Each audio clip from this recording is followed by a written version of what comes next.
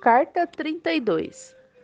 Meu querido pai, esta é a noite do grande dia da festa e o segundo dia desde a vergonhosa morte dele, o qual todos cremos ter sido um profeta enviado de Deus.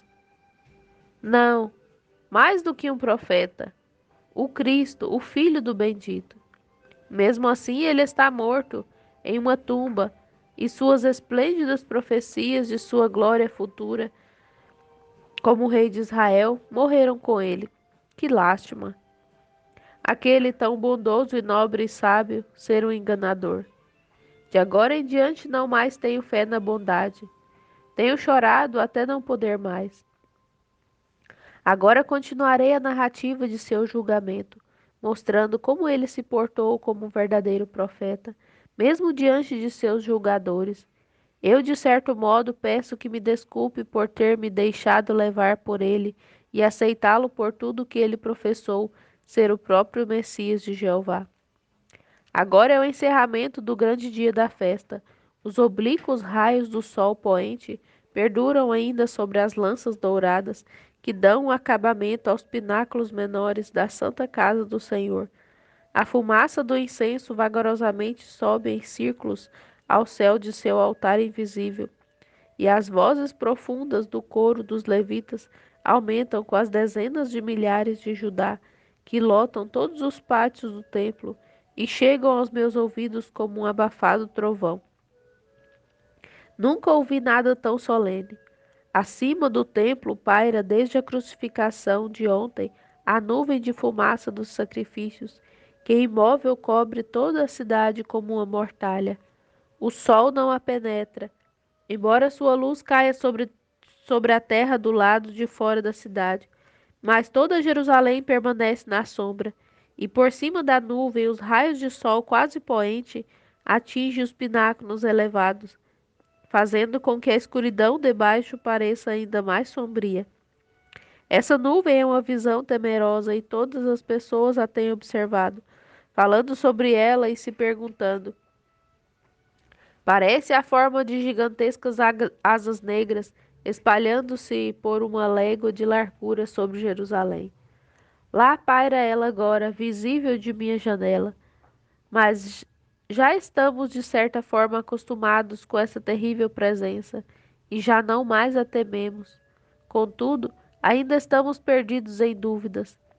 Essa manhã, quando um alto vento se levantou, soprando do grande mar no sentido leste, todos esperavam ver a nuvem navegar para longe em direção ao deserto, mas tudo que o vento produziu foi agitar a superfície inteira em ondas tumultuosas, enquanto a massa se manteve sobre a cidade. A sombra que ela lança é sobrenatural e tenebrosa, como as pavorosas trevas que marcam um eclipse no sol. E isso me lembra, querido pai, de mencionar que na multiplicidade de assuntos que acorrem à minha caneta, esqueci-me de relatar-te algo incompreensível, a não ser que os homens tenham, na verdade, crucificado em Jesus o verdadeiro Filho de Deus. Na hora de sua morte, o sol desapareceu no meio dos céus. Escuridão como a da noite seguiu-se por toda a terra, de modo que as estrelas se tornaram visíveis e as colinas, onde fica Jerusalém, abalaram como se um terremoto as tivesse sacudido. Muitas casas foram derrubadas, e onde os mortos são enterrados fora da cidade, a terra e as rochas se fenderam, tumbas se abriram, muitos corpos dos mortos subiram até a superfície e ficaram expostos a todos os olhos.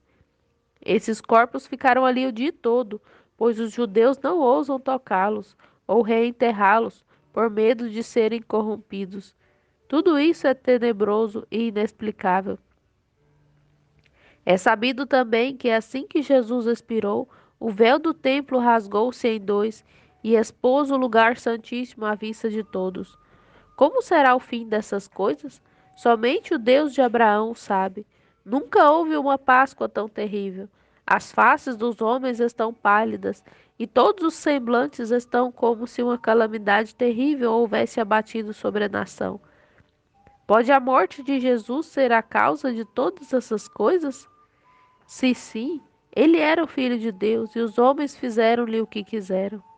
Se ele for o bendito Cristo, que Caifás e os sacerdotes crucificaram, a retribuição da vingança de Deus sobre a cidade e a nação está apenas começando. Mas se ele era o Cristo, por que não se salvou? Minha última carta, querido pai, encerrou com a conclusão do interrogatório de Jesus perante Caifás, o sumo sacerdote, que, não conseguindo declará-lo culpado de qualquer coisa, salvo a suposta blasfêmia, e não tendo poder em suas mãos para condená-lo à morte sob essa acusação, resolveu, a fim de assegurar infalivelmente sua execução, acusá-lo perante Pilatos, o procurador, de sedição e traição contra César. Se não fosse circunstância de os romanos terem retirado o poder de condenação à morte da nação judaica, Jesus teria sido apedrejado até a morte por blasfêmia, por ordem de Caifás e do grande sinédrio. Morte, porém, mais ignominiosa, como revolucionário e usurpador da coroa de César, estava reservada para ele pela tirania da lei romana. Guardado por Emílio, que foi amigo dele até o fim, e seguido pelo invejoso Caifás, o feroz Abner, os capitães do templo, escribas, fariseus, saduceus, herodianos e uma ralé mista de judeus, artesãos, camponeses, ladrões, mendigos e toda a escória da nação que se vinha à cidade na época da Páscoa, ele foi levado à casa de Pilatos. Os portões do pretório foram fechados pelos guardas romanos quando a turbulenta multidão avançou, pois Pilatos cria que os judeus estavam revoltados e logo se preparou para defender seu palácio, pois tão poucas eram as tropas que estavam com ele na cidade que durante algumas semanas ele conservava apenas o nome de poder e não a realidade. Mas quando Emílio explicou ao capitão da guarda que os judeus desejavam acusar Jesus, o Nazareno, de sedição perante o procurador, foi admitido com os principais homens da cidade no pátio externo de Antíoco. Nenhum, porém, passou além da estátua de César, com medo de corromper-se. E à chamada deles, Pilatos adiantou-se. Quando viu a vasta multidão com Caifás e os principais dos sacerdotes, e muitos saduceus ricos, com os líderes de Jerusalém na frente, e Jesus amarrado e desfigurado pelos maus tratos que sofrera, Emílio e seus poucos soldados cercando-o com suas lanças protetoras, e ouviu as altas vozes da multidão, como lobos uivando pelo sangue do cordeiro indefeso, ele parou espantado por alguns instantes, observando a cena. Que significa isso, Emílio? Perguntou Pilatos ao jovem prefeito. Quem é esse cativo? É Jesus, chamado Cristo, meu Senhor, o profeta da Galileia. Os judeus desejam a morte dele, a blasfêmia contra os deuses deles e... Mas nada tem a ver com a religião deles, nem com a adoração do Deus deles. Deixe-os julgá-lo à sua maneira, disse Pilatos, com indiferença e um ar de indolência. Mas, nobilíssimo romano, disse Caifás, adiantando-se até o pórtico onde estava o procurador, pelas nossas leis ele deveria sofrer a morte. Tu sabes que, embora possamos condenar, como fizemos agora com este Galileu, não temos poder para executar a sentença de morte. Está bem dito. Mas queres tu que eu condene à morte alguém de tua nação por blasfêmia contra o vosso Deus? Pelo que sabemos, ó sacerdote, acrescentou Pilatos, com um sorriso de desdém, nós, romanos, blasfemamos contra o vosso Deus diariamente, pois não o adoramos e nada temos a ver com a sua fé. Deixe o homem ir, não vejo causa de morte nele. Então, ele falou com Emílio e demonstrou o desejo de que Jesus fosse conduzido ao lugar onde estava antes. Pilatos observou Jesus com um misto de piedade e interesse. Depois de observá-lo por um momento, voltou-se para um de seus oficiais e disse em voz baixa: Uma figura divina e apropriada para Apolo ou qualquer um dos grandes deuses. Seu porte é semelhante ao de um herói. Por Hércules, nem o cinzel de Praxíteles, nem o de Fídias poderiam traçar o contorno dos membros e pescoço como estes. Ele é a própria encarnação da simetria e dignidade humanas. Os da corte acenaram aprovando essas frias apreciações do indolente e voluptuoso italiano. Jesus, entretanto, permanecia imóvel diante de seu juiz, com o olhar baixo e tomado por uma tristeza santa. Imóveis, seus lábios se comprimiam com paciência. Pilatos em seguida voltou-se para ele e disse: Então tu és o Jesus de quem os homens falam tanto? Eu estava curioso para te ver. Agradeço a Caifás por este privilégio. Dizem, ó Jesus, que tu és mais sábio do que os homens comuns, que podes fazer trabalhos de necromancia e que és habilidoso nos sutis mistérios da astrologia. Queria fazer-te perguntas sobre essas coisas. Lerás para mim meus destinos nas estrelas? Se responderes bem, eu te protegerei, te libertarei de seus compatriotas, que parecem uivar por teu sangue.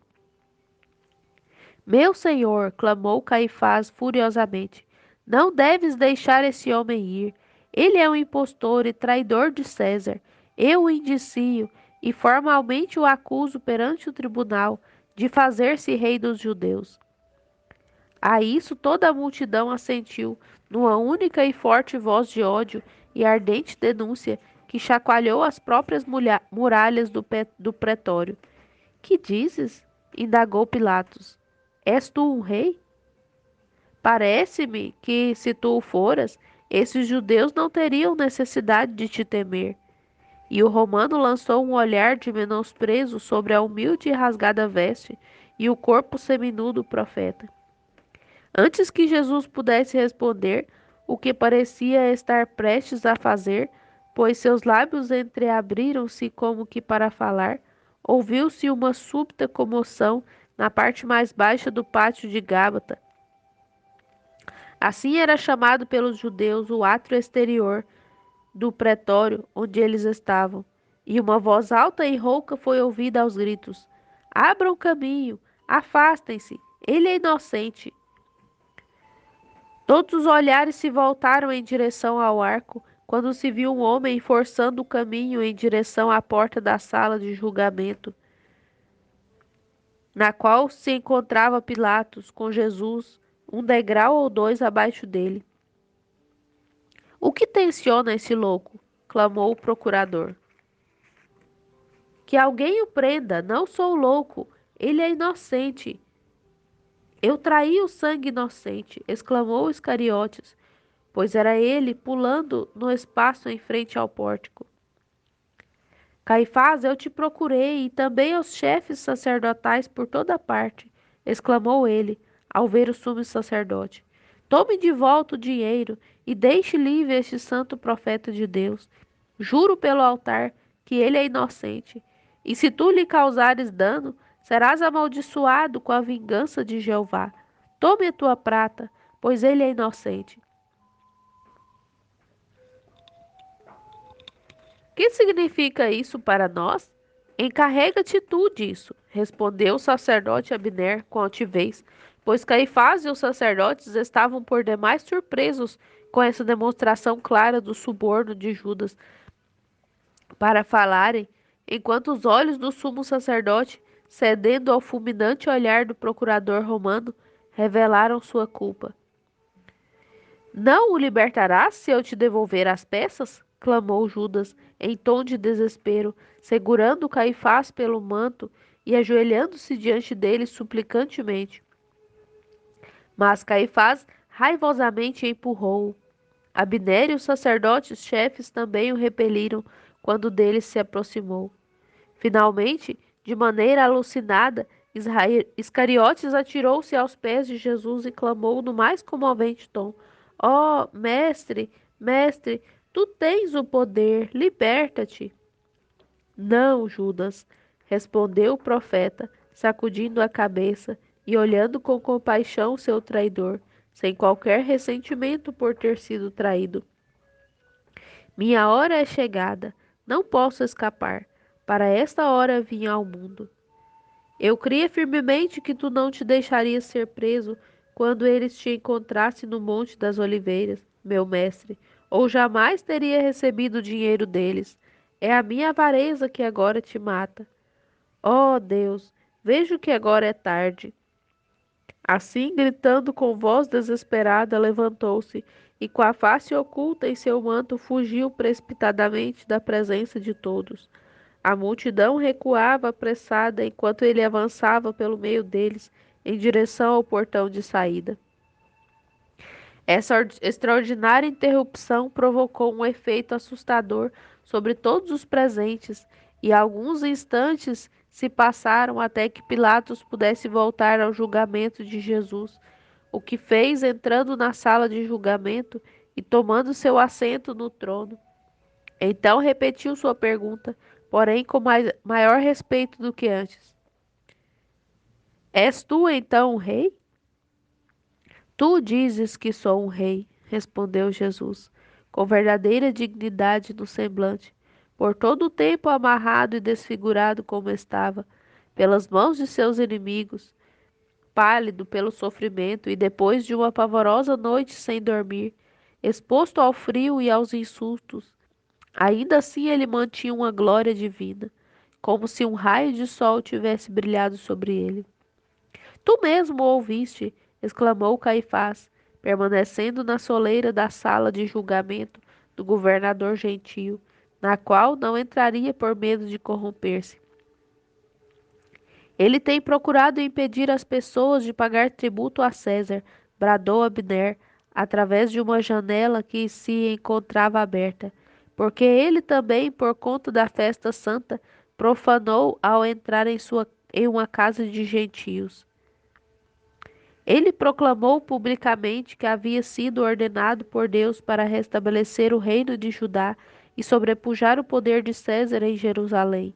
Acrescentou o governante do templo, elevando a voz acima das vozes dos sacerdotes e escribas para ser ouvido, pois todos falavam ao mesmo tempo, acusando-o veementemente de muitas outras coisas que sabemos que não eram verdadeiras. Pilatos, afinal, conseguiu o relativo silêncio e então disse a Jesus: Ouviste todas essas acusações? Não tens resposta a dar? Qual é a tua defesa, profeta? Nada respondes? Eis aí quantas coisas testemunham contra ti. Pilatos falava como se tivesse profundo interesse em Jesus e quisesse lhe dar uma oportunidade de defesa. Ele corrompeu a nação. É um indivíduo maligno e perigoso, exclamou Caifás. Ele é um blasfemo sobre todos os homens. Nada tem a ver com a tua religião. Se ele blasfemou contra os deuses, leva-o e julga-o de acordo com a tua lei, respondeu Pilatos. Tu sabes, nobre romano, que não temos poder para executar a pena de morte. Essa é a razão pela qual trouxemos diante de ti. Não sou judeu, sacerdote. Que me importam tuas desavenças religiosas? Ele nada fez que eu saiba, para que as leis de Roma imperial, que agora prevalecem aqui, possam condená-lo à morte. Portanto, ordeno a libertação dele, visto que nada fez que mereça pena capital. Emílio, solta o teu prisioneiro e deixa-o ir. Não acho nele crime algum que justifique sua prisão. Ouvindo isso, os judeus ergueram as vozes em um clamor unânime de ferocidade e vingança. Caifás, deixando de lado seu medo de violação, avançou vários passos, adentrando a sala de julgamento e, sacudindo as mãos na direção de Pilatos, clamou: Se deixares este homem ir, não és amigo de César, estás ligado a ele. Aquele que se declara rei em todo o território do domínio de César faz guerra contra César, tanto em Jerusalém quanto em Roma. Se tu libertares esse homem, eu e minha nação te acusaremos a teu senhor, Tibério, de favorecer a sedição deste Galileu. Ele agitou toda a Judéia, da Galiléia a este lugar, e ainda assim não achas culpa nele. Quando Pilatos ouviu o nome da Galiléia, perguntou se o prisioneiro era galileu. Recebendo resposta afirmativa do agitado sacerdote, disse a Emílio: Pare, não solte por hora. Herodes, o tetrarca da Galiléia, veio ontem à festa de Páscoa do Deus hebreu e está agora no palácio do velho Macabeu com a sua comitiva. Conduz o teu prisioneiro a ele e deixe que Herodes julgue seus próprios súditos. Apresenta-lhe este sinete em sinal de amizade.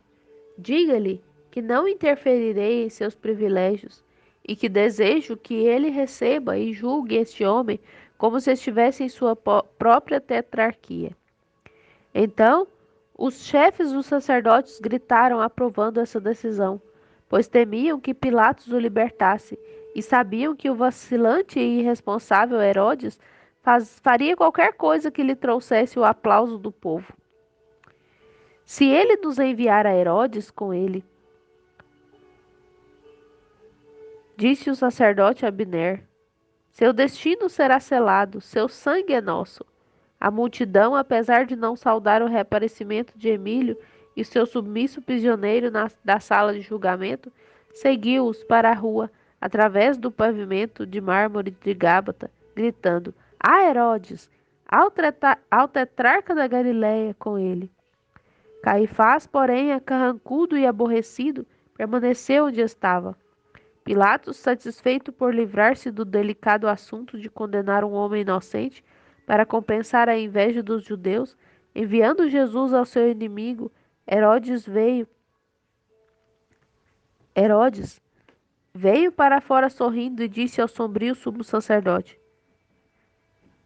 Foste um tanto perspicaz comigo agora há pouco, meu senhor Caifás. Tu sabes que somente posso condenar um homem pelos crimes cometidos contra as leis do império. Esse Jesus não fez nada digno de morte para ser chamado diante de um tribunal na capital do mundo, sendo César seu juiz.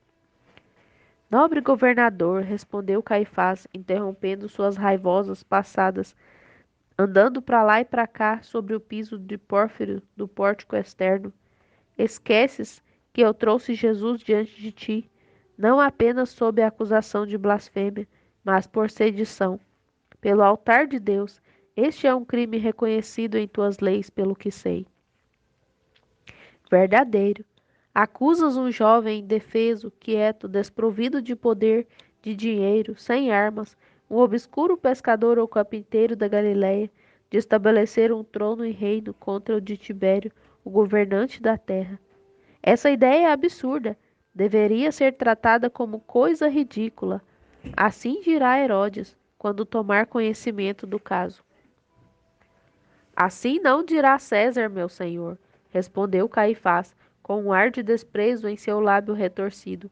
Se deixares este homem ir, pois Herodes com certeza não aceitará a tua cortesia e não julgará Jesus dentro de sua jurisdição.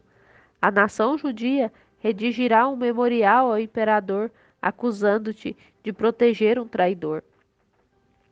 Serás chamado pelo Senado para responder à acusação, e embora consigas defender-te, perderás o governo para outro. Seu nome ficará sem mácula, mas viverás daí em diante sob as suspeitas de César. O sumo sacerdote então contou o meu tio Amós, que ouviu tudo o que se passou, olhou com malícia aos olhos do governante italiano, o qual empalideceu e mordeu os lábios, passando por vexação. Meu senhor, sacerdote, estás empenhado na morte deste homem inocente. Não sou judeu para compreender como ele atraiu sobre si tua terrível ira e a de tua nação. Deve ter sido algo que sou incapaz de entender.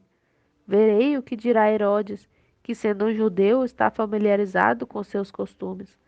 Mas parece-me, ó sacerdote, que o testemunho do miserável homem que alguns de vocês subornaram para trair seu mestre deveria agora libertá-lo. Pilatos sentou-se novamente no trono para ouvir outras queixas. Depois de meia hora, um jovem apeou do cavalo à porta do tribunal e aproximou-se do procurador. Que se passa contigo, Alexandre? Perguntou Pilatos ao ver sangue nas têmporas do jovem que parecia prestes a desmaiar. Apenas uma insignificância por hora, meu bom senhor. Fui atirado do cavalo, que se espantou com uma tocha, caindo ao chão. Permaneci em uma casa hospitaleira até conseguir montar novamente. Isso retardou a minha vinda para cá. E por que vir nestas circunstâncias? Que notícias envia minha bela esposa para que devesse mandar-te de minha casa em Betânia tão cedo? Más notícias, rapaz? Nenhuma, meu senhor. Salvo esta nota. O pajem grego entregou ao seu amo um pequeno rolo de pergaminho cor-de-rosa atado com um fio escarlate. Pilatos cortou o nó com um punhal e, ao ler o texto, seu semblante tornou-se pálido como um morto. Caifás observava-o com atenção, como se lesse, refletindo nos olhos do procurador, o conteúdo da nota que o havia comovido tão profundamente. Caifás, disse Pilatos, este prisioneiro deve ser libertado. É a destruição dele, orgulhoso romano, ou a tua, respondeu o sumo sacerdote, voltando-se e afastando-se arrogantemente. Pilatos apanhou-o com os olhos. Pilatos acompanhou-o com os olhos, perturbado, e entrou novamente na sala de julgamento. Ali sentou-se no trono e leu outra vez o pergaminho. Nada faças a este homem justo, ele leu a meia voz. Porque hoje muito sofri em um sonho por causa dele. Os próprios deuses parecem estar no lado desse extraordinário jovem prisioneiro, exclamou ele. Oxalá Herodes tenha senso suficiente para libertá-lo e aliviar-me desse desagradável pesar. Pode-se melhor manter sob sujeição uma província de pintados e selvagens habitantes de Sítia do que esses ferozes judeus.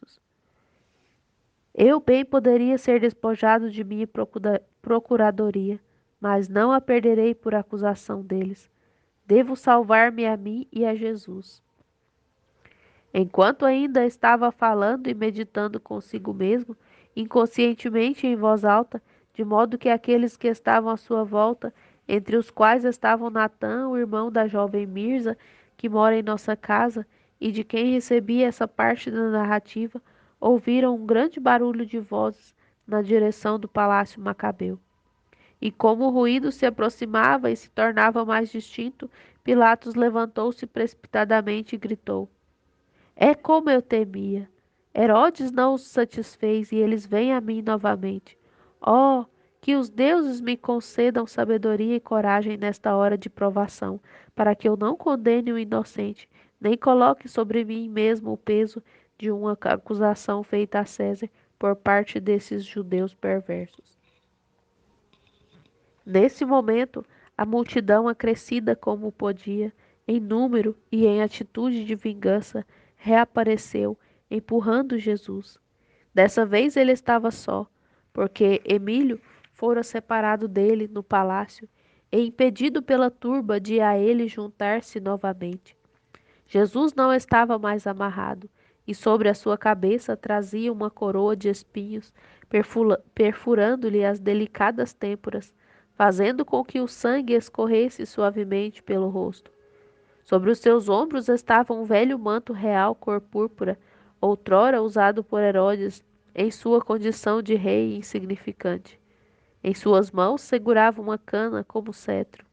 Enquanto andava, o mais mordaz dentre os sacerdotes, bem como os mais vis indivíduos, ajoelhavam-se zombeteiramente diante dele, clamando: Salve, Rei Jesus! Salve, majestoso Nazareno! Todos o saúdam. Outros se colocavam diante dele fazendo mímicas, enquanto outros, agindo como arautos, corriam clamando: Abram caminho para o Rei dos Judeus. Prestem homenagem todos os homens a César. Este é o grande Tibério, imperador de Nazaré. Vejam a sua brilhante coroa, observem as suas vestes reais e vejam o seu deslumbrante cetro. Ajoelhem-se, ajoelhem-se, homens de Judá, diante de seu rei. Quando Pilatos viu este espetáculo e ouviu essas palavras, estremeceu e se ouviu ele dizer em voz baixa: ou este homem ou eu devo perecer. Esses judeus enlouqueceram de raiva e exigem um sacrifício. Um de nós deve cair. Oh, se eu pudesse escrever tudo o que sinto, mas sou compelida, meu querido pai, a parar aqui. Tua afetuosa filha, Adina.